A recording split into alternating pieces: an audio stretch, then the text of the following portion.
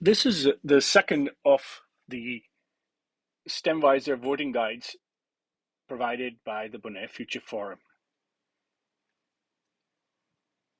As you know, we have 6 parties that are running for election tomorrow, and of them, 4 of them are the major ones.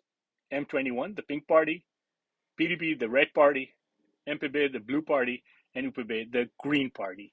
In the other presentation, I went into some detail about these parties. And this time, I'm going to talk to you about the various positions that these parties have taken on specific issues. Now, there's something important to keep in mind as you think about that, which is that politicians generally tend to make promises because they often don't cost much.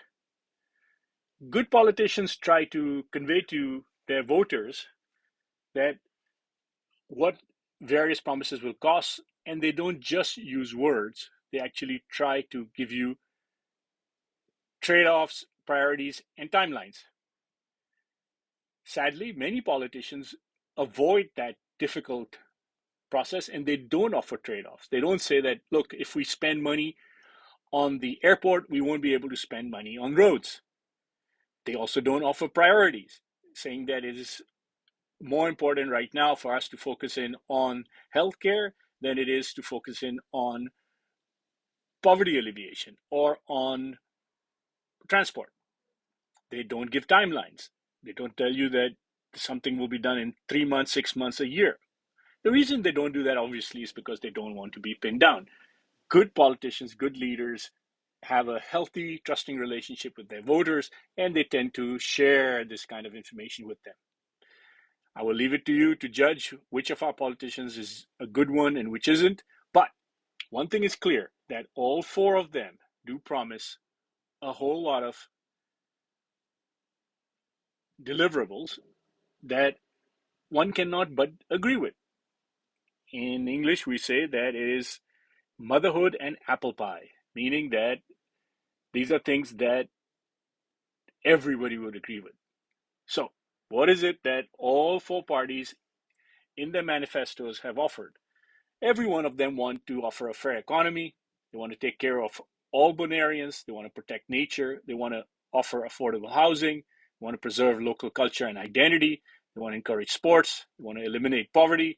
They want to tackle inflation. They want to encourage entrepreneurship. They want to encourage agriculture, fisheries, balance in tourism, supporting businesses, creating good jobs, protecting the environment, and increasing transparency and good governance. So since all 4 of them are more or less supportive of these positions, it's hard to decide between them which to support and which not to support, which party to support or which not to support. Fortunately, there are a couple of issues on which the parties have taken positions that distinguish between, say, the governing coalition or the opposition. On the issue of limiting population, that is, have we grown too fast and too much? And do we need to take a pause? Do we need to limit the population growth for a period of time? In this case, the Pink Party and the Red Party have said yes, we have grown too fast. Our infrastructure, our schools, our roads have not been able to keep up with the massive growth in population, and we need, at least for a period of time, some sort of limit, and it might even be for a longer period of time. The ruling coalition, the governing coalition of MPB and UPB, both have said no, they don't believe that we should have an artificial limit on our population growth. We should just grow in a healthy way to whatever level makes sense for us as an island. What is our carrying capacity? How far should we go? That is something that should just evolve in some natural manner, and we should not artificially limit the population growth. So, if you're concerned about the growth of population, then you should be supporting the pink or the red parties, i.e., the opposition. But if you think that population growth is a natural part of economic development and that we should grow as much as we need to grow with no limit, then you should be on this side of the decision. There are a couple of other issues. The development of Bolivia is something that which the opposition parties have taken a position which is different than the governing coalition. Both the opposition parties, the Pink Party and the Red Party, have said that they do not want to see development on Bolivia. However, the Blue Party and the Green Party have said that they are okay with development on Bolivia, of course, as long as it is in the interest of Bonaire as an island, it is the private property, and if it's done responsibly, then they are okay with the developments on Bolivia. So this is another one. If you have a strong view about Bolivia, whether you're for development or against development of it, then you have an easy way to make a decision on whether you're going to be supporting the opposition or the governing coalition. The third interesting project, big one, is the cargo port in Hato. If you believe that the cargo port in Hato is necessary to bring down the costs and we need choices, we don't want a monopoly, we want to basically spread out some of the pressure downtown from the on the port there, and we need another port, then indeed you should go with the governing coalition of UPB and MPB because they are both supportive of having a cargo port in Hato.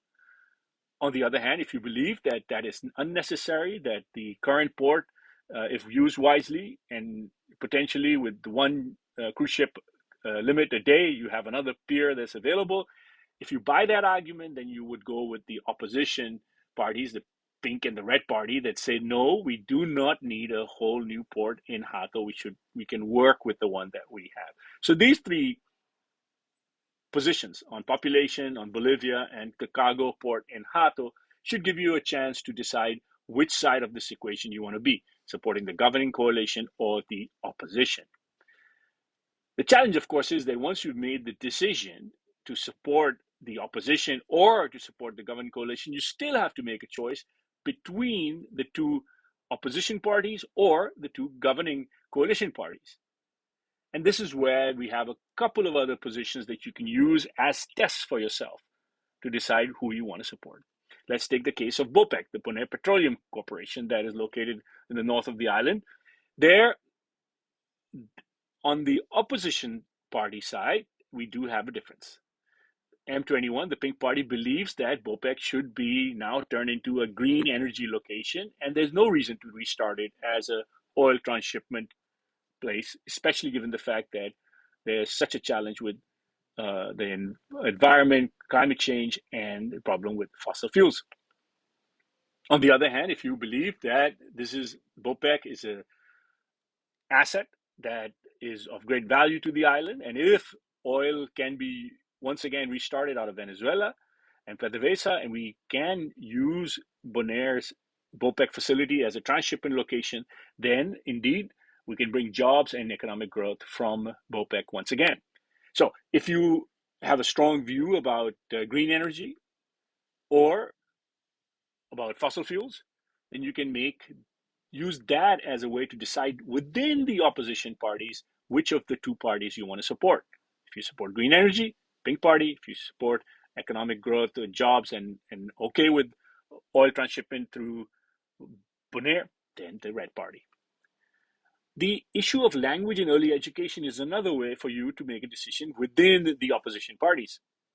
If you believe that language, Papimento, should be the base language because a majority of children on the island speak Papimento, and that should be the base language for early education, as it is in many countries around the world where they have a single language, native language as the base language, and then add on additional languages later on, then you would support the Red Party because they do have a strong view that Papimento should be the base language, and later on, Dutch, English, and other languages can be added on. If you believe that that's not a good idea and that multilingual education should be something that we should strive for and maybe even have English, Dutch, Papimento, Spanish as part of your early education and you get educated in the language of your home, then you want to go with the Pink Party because they believe that it's important to get a multilingual start to your early education. So here's another way for you to make a distinction between which of the two parties in the opposition you may want to support. Now let's come on to the other side of the governing coalition. And if you believe in the values and the principles and the positions of the governing coalition and still have to make a choice between the blue or the green party, How do you go about it? Why don't you use tourism strategy as one test? If you believe that our tourism was getting out of control and that we need to bring some rationality to our tourism, and that quality, however defined, is the way to do it, then you want to go and support what the Blue Party has been advocating, that we want more quality in our tourism product, in terms of who we attract, in terms of what kind of developments we do, hotels we allow, cruise ships we allow, planes that we allow. They want to see more quality and not just volume.